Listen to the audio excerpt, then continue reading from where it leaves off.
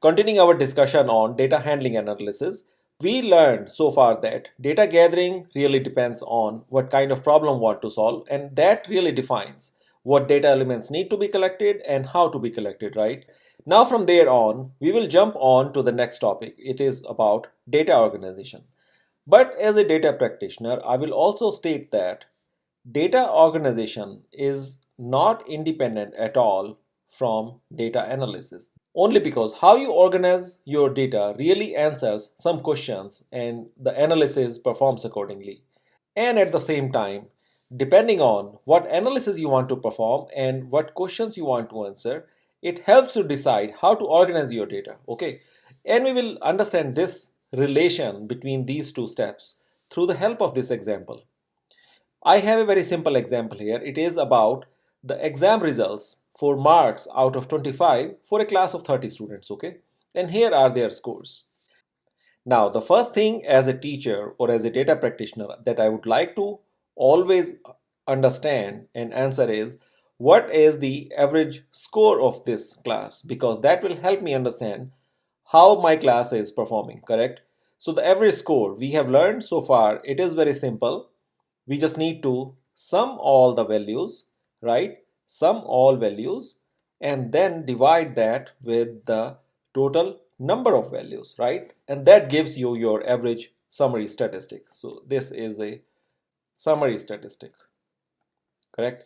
But in this case, just to find the average, you don't need any specific data organization. You can let the data be as it is, because all you need to do is simply obtain a mathematical sum for all of these values. Now, let's move on. Let's say that I want to answer a different question as either a data practitioner or as a teacher. I want to understand what is the minimum and the max score in my class, because the answer to these two questions will help me understand who needs more help if I can identify that. If I cannot, then I'll just simply have to understand how many people are scoring on the low side.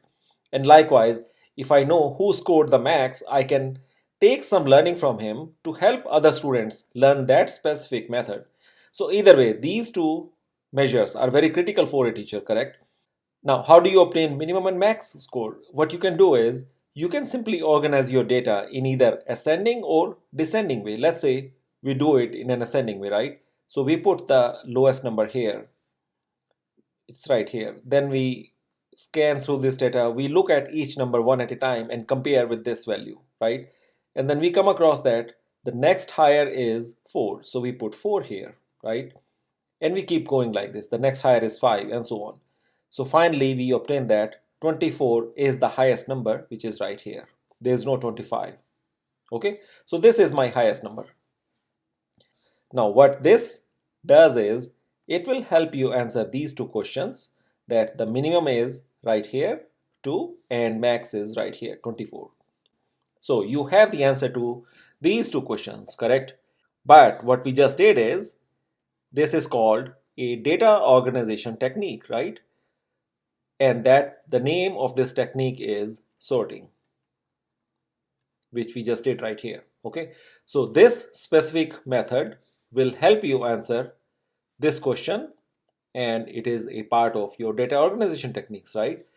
Now, what if as a data practitioner or as a teacher, I want to answer a different question now. I want to know how many students really did score on the higher side, right? Or from 20 to 25, or at the same time 15 to 20. I want to find these two statistics, okay? Now, can this sorting help us answer this question? Probably it could, but every time you are looking for a different number of people for a specific group, then you might have to do this computation all over again and so on. So rather what we do is we have a technique called what we say the frequency diagram, okay? So what you do is by looking at this data, you can define your class intervals. Let's say my intervals are from 0 to 5, 5 to 10, then 10 to 15, 15 to 20, and 20 to 25. These 5 intervals, and I divide how many students are in what interval. So what I do is I'll simply count how many students did score between 0 to 5. So I see that there are 2 students who are between 0 to 5, right? So I put 2 tally marks, right? So likewise, for the next group, I want to count how many people came between 5 and 10 score. So I'll scan through this data and I'll find that there are 4 people. So I will put 4 tally marks, okay? So you are learning another technique that is called counting by tally, right? Then I count how many people did score between 10 to 15. So here I find that there are 15 people. So I will put 15 tallies. And how you put 15 tallies is by doing this.